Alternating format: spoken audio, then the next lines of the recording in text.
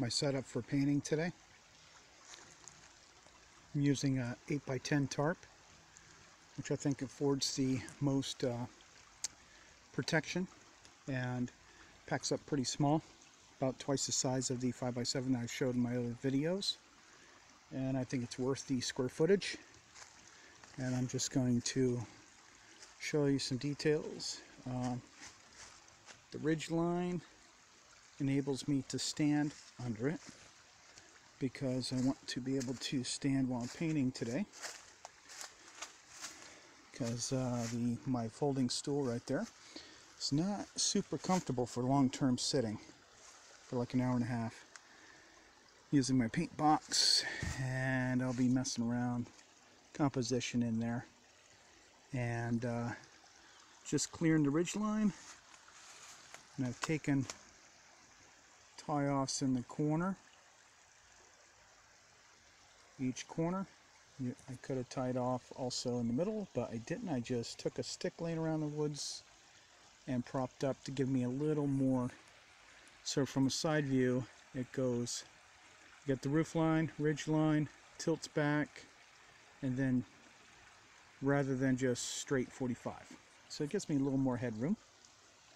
And everything is staked down with taut line hitches and using twigs in the woods to use for stakes, except for one or two locations. And over here in the front, and what I do is I just loop it over once around whatever stick, and I tell you, high wind, that thing won't go anywhere.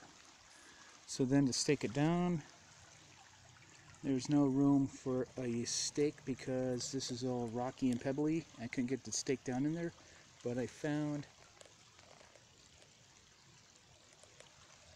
that tree root to tie around. So think of things like that too.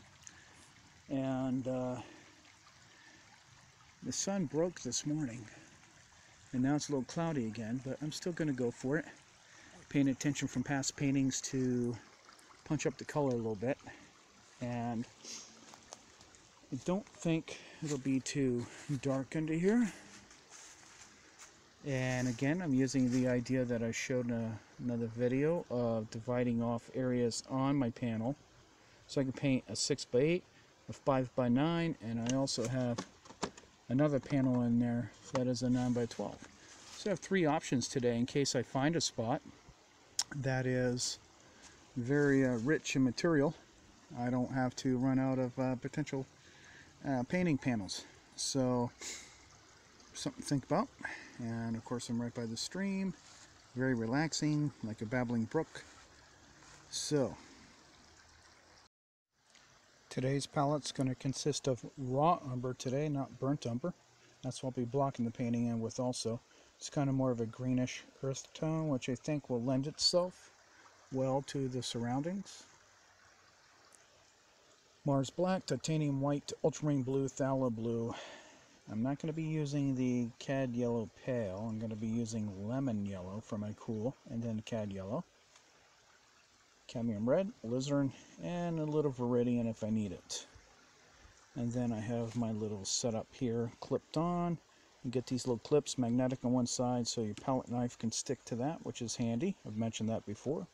And this morning I made this little extra little piece of wood, drilled multiple size holes to fit my brushes, because the holes in the flaps here don't really work too well. I could drill more holes in there, and I just haven't gotten to it.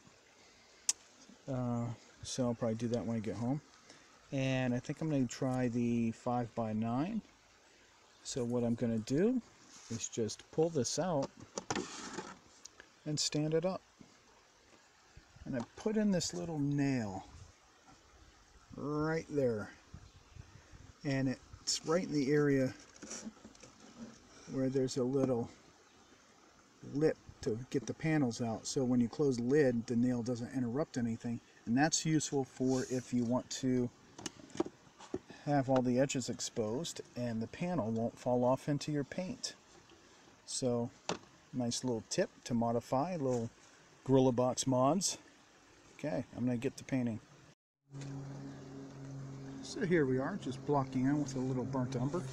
And what I'm going to do is take a brush with some terps, a flat, small brush, and cut in the roots that you see over there, rather than trying to paint around them. I think it'll give more character to the piece. And then I'm going to lay in the water and get some more values going. So, take a little close up. Another thing is to pay attention how you use your brush.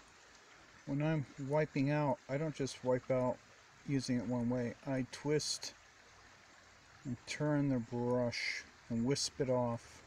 You know, there's many different ways to manipulate the brush, and you want to try to maximize those. Well, this is what we are getting so far, and it is really dark right now. I think, actually, can't really see, but I think I'm going to get rained on, so we're going to see how my little shelter works out. The breeze has picked up, and it is really dark, which obviously makes it even more dark inside the tarp just a bit. And yeah, I can feel that wind picking up. I bet I'm going to get some rain. Might have to sit it out. This whole point of doing this could happen. So I'll keep you posted. I think what I'm going to bring with me next time is a hammock chair. Just think of a hammock, but it's just shorter. You string it up the same and you get like a little seat. So this would have been a perfect, and it's very small. It's like the size of my fist. You can make them out of some kind of ripstop nylon you might get at Walmart or something, or some kind of nylon material. Obviously you could probably make them out of cloth, as long as they obviously don't get wet. But yeah, I think I'm going to try that next time. But this is working out pretty cool because the threat of rain is pretty strong, it feels like. And though it is dark, that's what I've got going on the painting. I'm going to just hold it there, trying to get a general tone of the leaves and such, debris on the floor, and try to get some textual information in on the trunk. And you can see how close in the woods the values are to each other, so it's a real challenge to paint the woods like this and figure out what things to bring forward and that sort of stuff. So right now I'm just going to work on, got some base tones in for the rocks. I'm going to work on the crevices, the dark areas. Okay, this day the light has been changing in and out. It has been quite a challenge, and that's why I'm out here practicing this stuff. And what I'm attempting to do now is put in some of those streaks of sunlight, and got to punch up the chroma on some things and have a darker color to set off the sunlight. But I think I'm going to try the chroma, the intensity of the color first, because I kind of like how the value thing is going.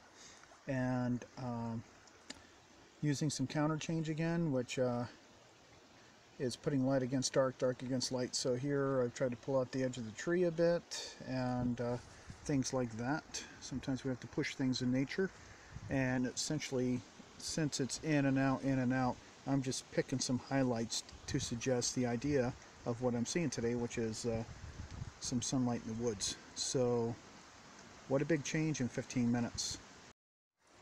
Okay, I think I'm going to call this pack up and have a little snack pack up, and then check out maybe the fields near here. Light's changing a lot here, and I did play around with some palette knife texture, just creating some background. Mostly it's of course about the rocks and the tree here, and the only thing I'm going to do real quick is a little suggestion of rocks under the water, but I'm going to give you some close-ups.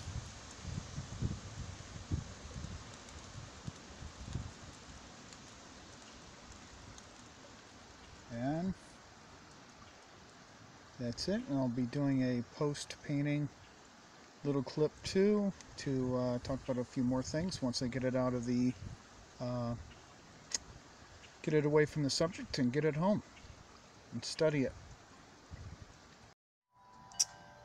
Okay, I'm back home, and it's turned out to be a somewhat okay day, as we can see in the clouds and stuff, but windy, wow. So here's the painting. This is why it's important to get away from the subject. It really has some meat to it. I really like its power, I guess, the presence that the paint gives it. And I'm just going to try to move around the painting a bit so you can see details. And yeah, a lot of fun. Very challenging. The light was in and out. It was cloudy. Thought it was going to rain. It didn't rain. Dappled sunlight came out. Then the sunlight came out, dappling, you know, the spots of sunlight in the forest. And back and forth, back and forth. You just got to pick what you're going to focus on. And yeah, I'm really kind of happy with it. Like when I started the panel, I marked the center very lightly, approximate center, in the center there, center here, and so on. So I didn't put things where they shouldn't be compositionally. And used a lot of palette knife to move paint around. Let's see if this can pick up some areas with palette knife work. And it gives a lot of interesting textures to the paint, especially for the subject matter. And overall, not bad for a little oil sketch out in the woods. And trying out my new, well, not new, the idea of, you know, setting up a tarp, painting under it in case you get rained on. And it worked out good. So thank you for watching the video. And please subscribe if you haven't. If you're a subscriber, thank you very much. And leave your comments below what you think of it, or if you have any ideas, if you use palette knife, that sort of thing. I would appreciate it. Thank you.